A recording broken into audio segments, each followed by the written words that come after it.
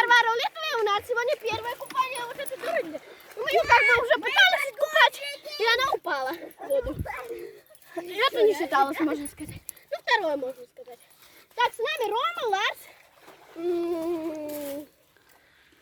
мама, и мы ее сейчас пытаемся закупить.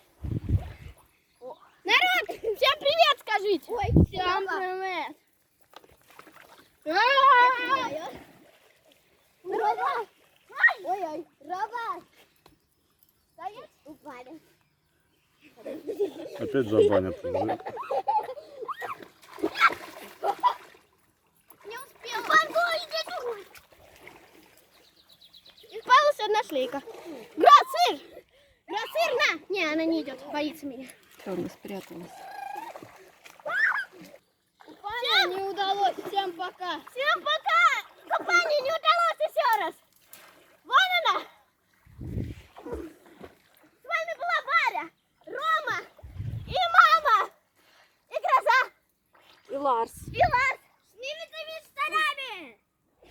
Только у меня слезли. Вы не видели, как они выглядят?